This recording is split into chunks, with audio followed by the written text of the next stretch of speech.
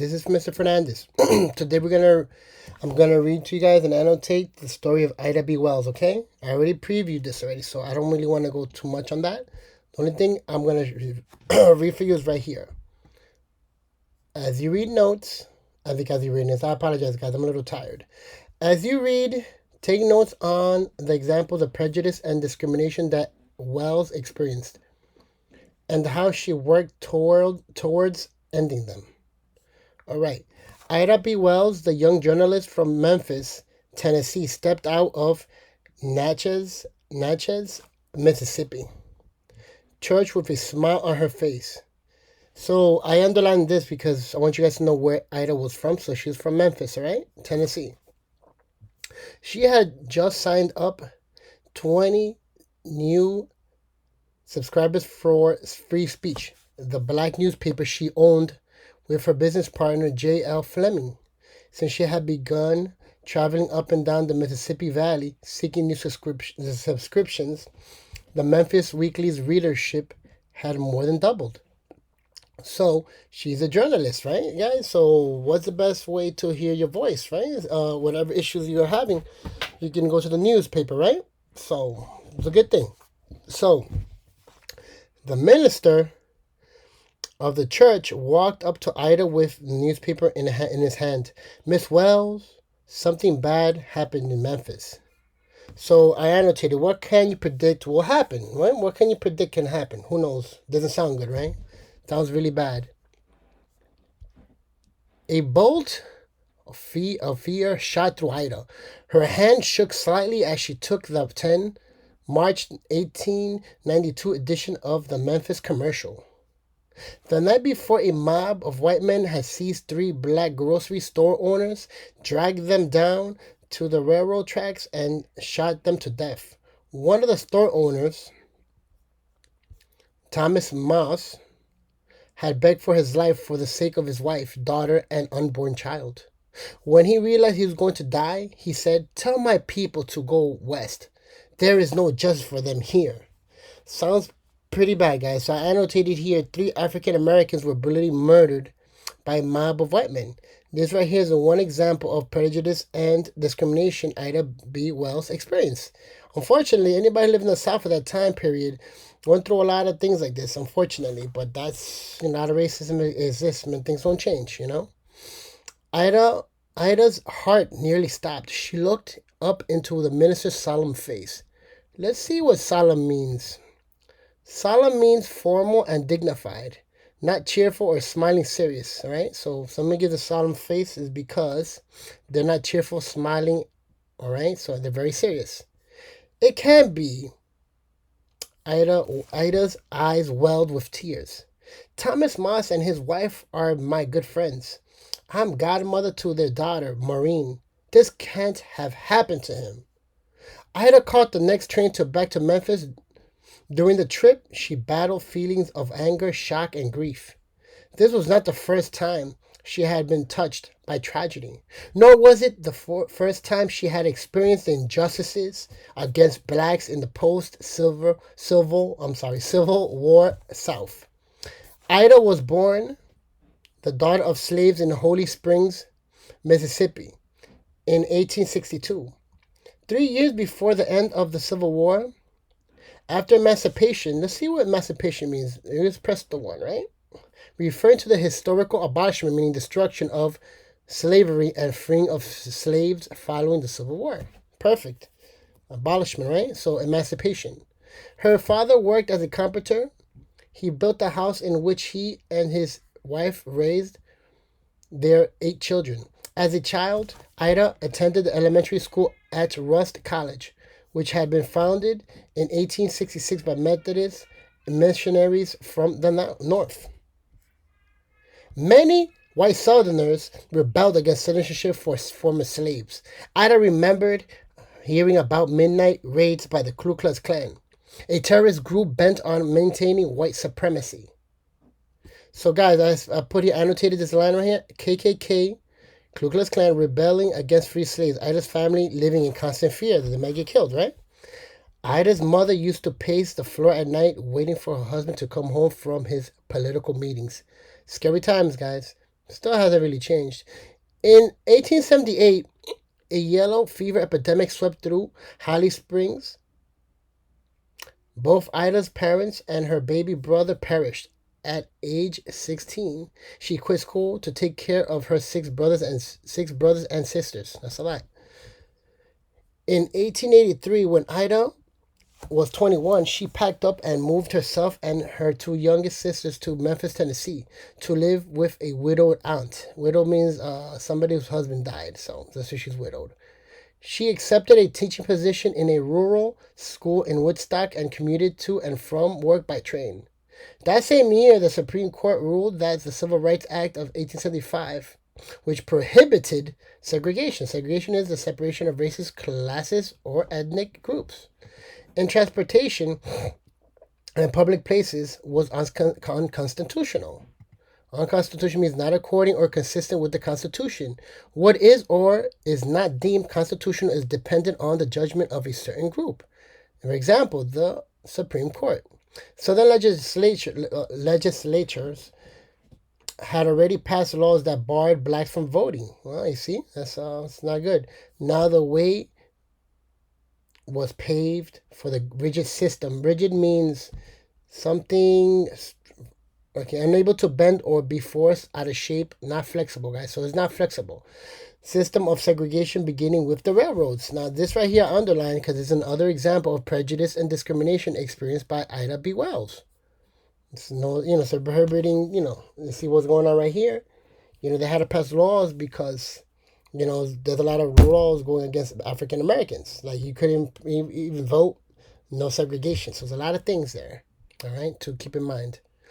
In May 1884, Ida was traveling from Memphis to Woodstock when the conductor approached her. "I can't take your ticket here," he told her. "You'll have to move to the smoking car." "I have a first-class ticket," Ida replied. "This is my rightful seat." The conductor disappeared. A few minutes later, he returned with two baggage clerks. The three men dragged Ida from her seat while the white passengers clapped. Ida refused to go into the smoking car. Instead, she got off the train at the next station. Although she hired a lawyer and sued the Chesapeake and Ohio Railroad for discrimination, she lost the case in 1887. Wow. Discrimination. The unjust or unfair treatment of people based upon race and gender, religion, and age, right? Right here is another example of discrimination and prejudice by Ida B. Wells. All right, guys? So we keep on reading. Now, riding from Natchez back to Memphis, Ida was about to face the third test in her life. Ida arrived in Memphis too late to attend Thomas Moss's funeral, but she went straight to comfort his pregnant widow, Betty, and their daughter, Maureen. She later wrote, "I have no power to describe the feeling of horror, that possessed every member of the race. Brutal killings of blacks in the South were on the rise, and they were going unpunished by the law." Betty, Ida said to the tearful widow, "I'll never forget the talks Thomas and I had when he delivered mail to the free speech every day. He believed that we should defend the cause of right and fight wrong wherever we saw it. Ida fought injustice against blacks in the best way she knew how with her pen. The first article she'd ever published had been about her incident with the railroad. Subsequent stories dealt with education and religion. She was now about to tackle the biggest issue of her career. So right here, guys, I underline it. The way Ida was going to fight these injustices, guys. Remember how she's going to fight these things. How these injustices, right? The discrimination, right? And prejudice. Report them since she was a reporter. Remember, she's part owner of the newspaper, right? The Free Speech, correct? So let's keep on going. The Free Speech published Ida's editorial. It said in part, "The city of Memphis has demonstrated that neither character nor standing avails the Negro if he dares to protect himself against the white man or become his rival. There is therefore only one thing left that we can do: save our money and leave a town which will neither protect our lives and protect our property, nor give us a fair trial in the courts, but takes us out and murders us in cold blood when accused by white persons." All right, guys, this right here I highlighted it because obviously I'm just showing you like how they're fighting back. They're boycotting, right? They're not spending, all right? After Betty Moss gave birth to a son, Thomas Moss Jr., the widow moved her family to Indiana. Many other black citizens were packing up and leaving Memphis as well. This exodus means a mass departure of people, especially immigrants, all right? The great exodus got the attention of the white businessmen and city officials. They were losing labor, work, and the money of the black people. The daily papers printed editorials urging black citizens to stay. All right? Ida countered. This is a counter. With her own articles describing the new lives people were making for themselves in the Oklahoma territory. Now, this is what I annotated. Because of Ida's reporting of the mistreatment of African Americans, many started to leave Memphis, causing white businesses to lose money. White owners attempted to write editorials, but Ida countered with her own by describing the better living in the Oklahoma territory. All right, good. Those who remained in Memphis boycotted the newly opened streetcar line. The two officials from the city railway company came to the free speech office and asked Ida to tell her people to ride the streetcars again. In her next article for the free speech, she told her readers to keep up the boycott. Excellent. So a way to fight prejudice and discrimination, guys. Boycotting the streetcar line. Perfect, right? Ida was trying to decide where she herself wanted to go. A few years before, she had met T. Thomas Fortune, a New York newspaper editor, at a press convention. Fortune wrote Ida and asked her to come look at New York City before she decided where to settle down. Ida had already planned to attend an African Methodist Episcopal conference. I apologize for that word. I got caught tongue-tied there. In Philadelphia, Episcopal. From there, she took a train east to visit New York. Fortune met her at the train station. Well, I've been trying for a long time to get you to New York, he said. But now that you are here, I'm afraid you'll have to stay. Ida said, I don't understand what you mean. That ruckus you kicked up in Memphis, when I heard about it, I knew it had to be you because it sounded so like you. Ida was totally bewildered. What are you talking about? Haven't you seen the morning newspaper? Fortune asked. No. He handed her a copy of the New York Sun. A group of Memphis citizens had stormed the offices of the free speech during the night. They had destroyed all the equipment and run Ida's business partner, J.L. Fleming, out of town. They left a note among the ruins. Anybody who tried to publish the paper again would be punished by death. So I annotated here, white men destroyed Ida's business partner out of town with threatening his life. That's something pretty quick. So pretty much they threw him out, destroyed his business, and he left out of town with people threatening his life. And if she returns as Ida herself, she will get shot and killed. Alarmed, Ida sent a telegram to her lawyer to find out if her partner was safe. Friends sent letters and telegrams back to her. Fleming had escaped Memphis unharmed. Her friends begged her not to return since white men with guns were watching the train stations with her house. They had orders to kill her on sight. Whoosh.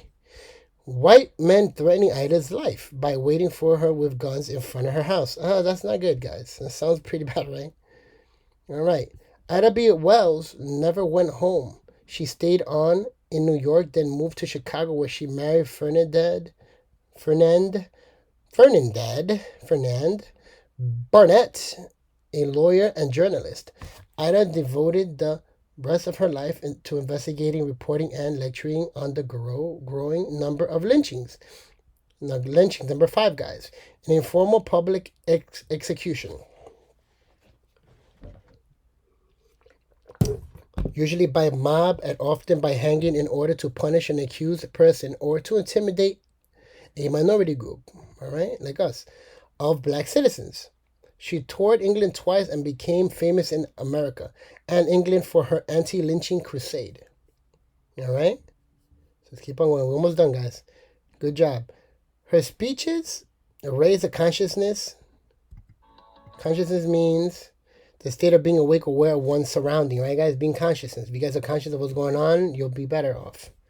All right, consciousness of the nation. Condemnation from the North as well as England forced Southerners to first justify lynching, then publicly to deplore it.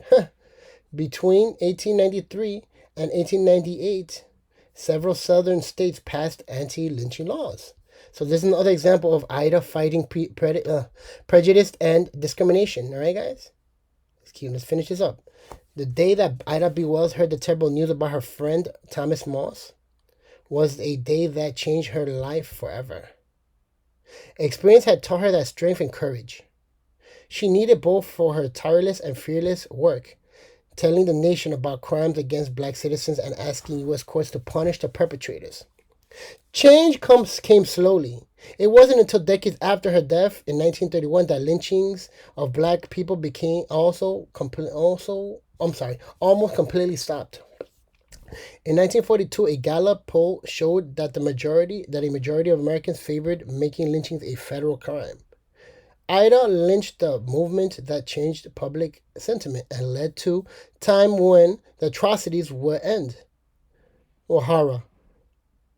Personal tragedy inspired Ida B. Wells to work heroically to bring about justice for her people. These are the last annotations I made. Ida fought injustices and was rewarded indirectly, meaning it didn't affect her, but affected everybody else around her, with southern states passing anti-lynching laws, preventing people getting hanged.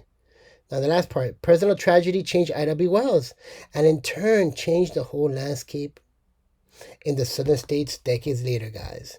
So that wraps us up right now, and whoops, that wraps us up, guys. Sorry about that again. All right, so we're gonna finish this up right now. All right, guys, take care.